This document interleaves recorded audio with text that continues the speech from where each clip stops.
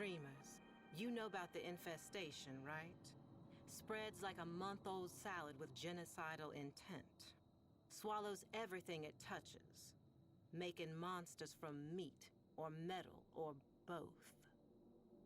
Well, these days it's mostly contained. Spores as old as stone, derelicts drifting in forgotten orbits. So it was with old Kanga, somehow exposed and promptly cast out. Woke up on a blessed cage drop down to Eris.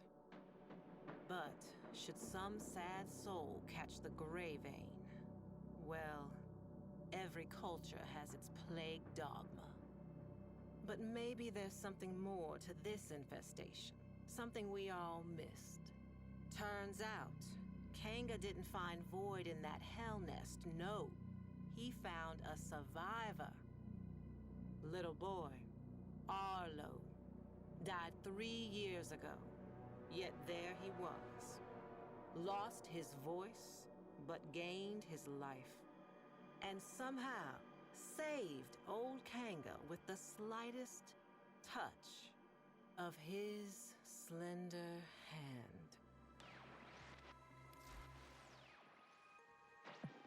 My mother was a cynical woman, smart as she was cruel. Nora, she said, no disease spreads faster or further than the ones in our head. She was talking about ideas. Mine was that old Kanga and his Wonder Boy would have been splayed out in some bio-trader's lab by now, or blood studies for the Grenier Command. Dreamers, I was wrong. Kanga's gray vein was just the beginning.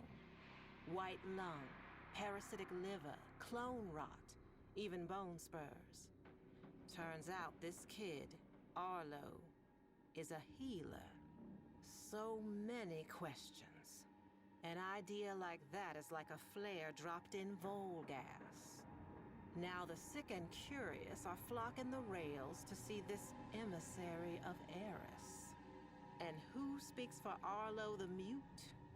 Why, old Kanga, of course. No more the outcast. It is he who is spreading the word of Arlo's gift. Even you, dreamers, may soon hear it.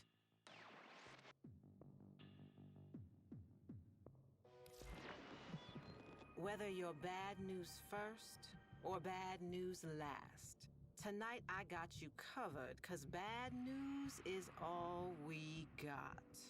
This emissary's word is spreading fast. A hot fever. Some are going to extremes to prove their devotion, trying the spores for themselves, and they're finding it too. Some lunatic spikers jacked the solar nav and flagged the derelict zones for all to see. Old haulers and new hopefuls out there are proving just how smart most people aren't. Yet Kanga's ranks are growing, arming themselves for the safety and security of our emissary, setting the stage for a great assembly to come. Buzz is,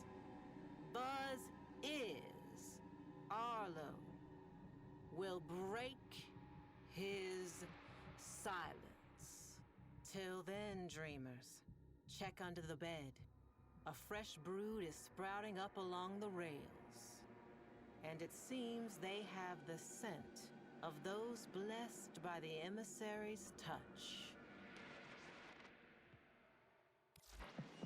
Y'all did see this coming, right, dreamers? Surely did, but not like this. A grand gathering before the emissary and his speaker. Standing room only. Bodies pressed to bodies. A great overheated mass breathing as one. Waiting for their beloved healer mute to speak. Kanga hushed the crowd. He shed his mask, and there he was, laughing at them. Sick as the day he was banished. More.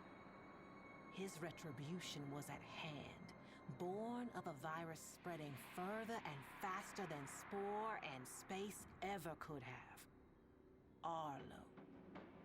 And in that stunned silence, Arlo himself made a sound. Not a word, but a stifled gag. A swollen choke as he opened his mouth. And there it was, pointed, black, a tongue, but not, snaking and bulging and splitting him apart. I looked away then. I had to. But that sound stays with me.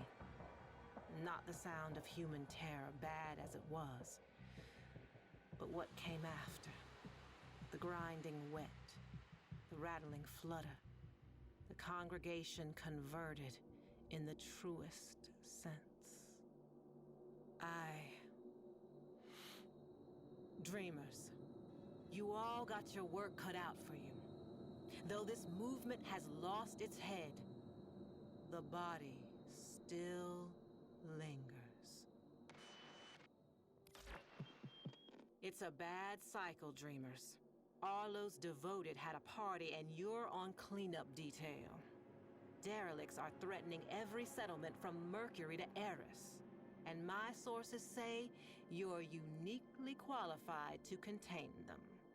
Meanwhile, I've been thinking, not about Kanga, but about what he actually found down there. Arlo, whatever he was. Some kind of lure? An evolution to bait us in? Is there more to this infestation than fangs and acid? I know what my mother would say. The people saw what they wanted, heard what they hoped, and human nature did the rest. Still, I'm hearing rumors. The mass on Eris is in turmoil, and nobody, but nobody wants to check it out. It's seething. And if it's not thinking about this whole ordeal, baby, it's feeling it. This is Nora Knight, saying for now, dreamers, so long and hold on. And listen, should you ever happen upon some vacant-eyed little kid someday, whatever you do, don't take him home.